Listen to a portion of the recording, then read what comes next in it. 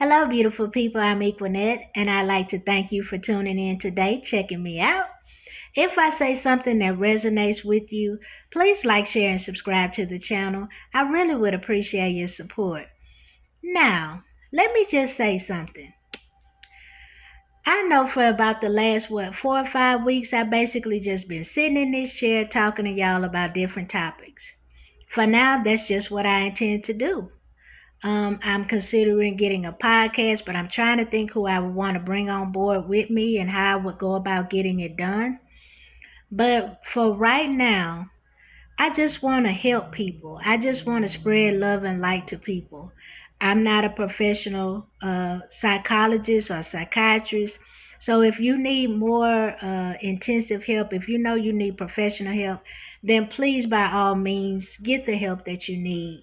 But for right now, I just really want to have conversations with people to spread love and light, to give my take on different topics, to hopefully help somebody. If I help to encourage one person, then I'm doing what the Holy Spirit has called me to do. And I understand that for right now, my videos are not going to be for everybody. But if it's for one somebody, then I'm doing my job. Because at first I was like, no, I'm not going to do this because of that reason, because I am just sitting here basically talking. I don't have a team or I'm not tech savvy. I don't have a lot of experience at this. But sometimes we just got to do it.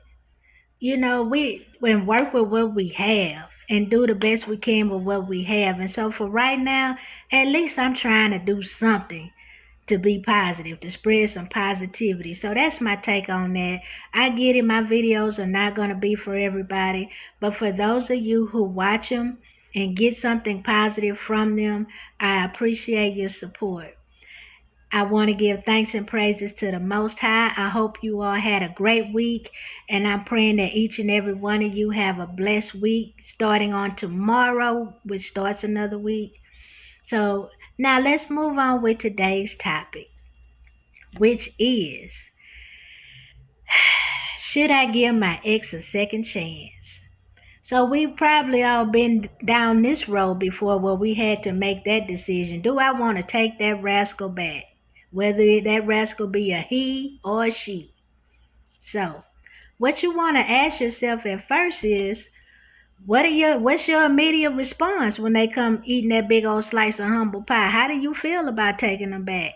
Cause if off the whip, if your answer is, oh, H-E double hockey sticks, ain't no way I'm taking that rascal back. It'll be a cold day and you know what for, I take that rascal back. Then that's already your answer. So don't even second guess yourself. Cause you already know it ain't finna work. Even if you take them back, you likely be cussing them out, dogging them every day because for whatever reason, your immediate reaction was, I don't think so. So don't second guess it. Now, moving on to what else you want to look at is, what is the primary reason that your ex want a second chance? Is it because he or she sees you doing well in the 3D?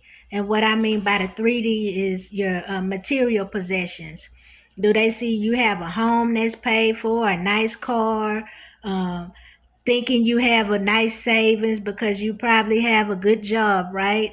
Or even if you're in business for yourself, or what's the primary reason now all of a sudden they want you back?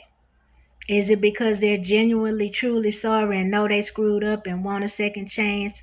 Or is it because they might be in a bind right now and viewing you as a come up? Or, oh, I had it good over there. And so when they went over and got with somebody else and thought the grass was going to be greener, they fell in some quicksand. And now they thinking about you saying, oh man, I had it good over there. I should have stayed over there. Now they want to spin the block. So if that's the case, you need to look at, is this person really wanting to be with me through thick and thin, the good and the bad, or are they just looking at me for what I have? Because you want a person that's going to genuinely have your back and support you. So when it comes to an ex, did they run out and leave you broke, busted, and disgusted, and now want to come back to you now that you done worked your butt off to get back on your feet? That's something to think about, just saying. All right, what else you want to think about is, about your plans for your future. Does your ex's plans coincide or a good fit for your plans? Like, say, for instance, let me give you a couple of examples. Um, you intend to relocate somewhere else. You've been wanting to take a chance by moving out of state. But when you're talking to your ex doesn't really want to intend on relocating or don't want to do relocate. And so that's something you think about, like, okay, I know I want to move, so I don't know about this. Or let's say, for instance, that person wants to spend a lot and you plan on saving a lot. So that's going to already make y'all butt heads. Another example might be, do you want a family? Does your ex want a family? Which in relationships, these are things we should be talking about anyway. But I'm just saying, when you're considering taking that person back, these are the things you want to look at, because you certainly don't want to get with somebody and waste time, especially somebody you already been with and it didn't work out. What else you want to think about is, what was the primary reason for the separation in the first place? Was one, are you physically abusive?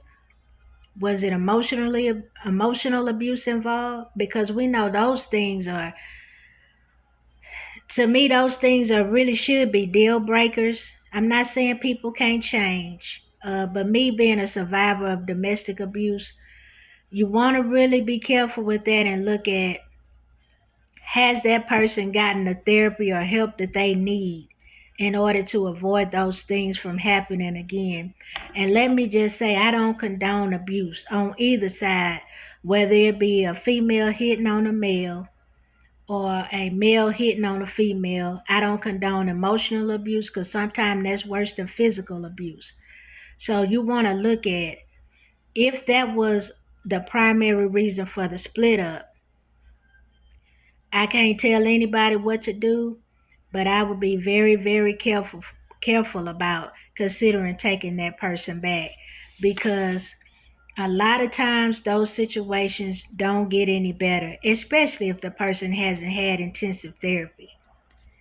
Okay, so another thing that you want to look at is, excuse me, y'all.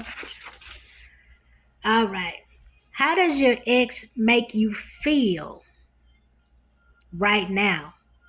When you talk to them on the phone, when you spend time with them, are they uplifting you? Do they care about how you're feeling throughout the day? Are they interested in your goals? Do they encourage you? Or are they trying to tear you down when you speak about things or your plans? Are they trying to talk you into doing maybe the opposite? Those are things you want to look at. Is this person, do I feel like they make me happy after I get off the phone with them or spend time with them? Or do I feel bad? Is the energy off? Or do they give me negative energy? How does that person make you feel now? And when you're thinking about the past, okay, and what you want to look at now, did this person mature? Or if it was me that was the primary issue in the relationship, did I mature? Did whoever had the biggest issues, did that person get the help that they need? Have they really grown and matured and made changes? What do you see and what do you observe in your ex? Because that will tell you a lot of times your answer. It's not just about what they tell you. It's not just about what they promise you. It's what they show you.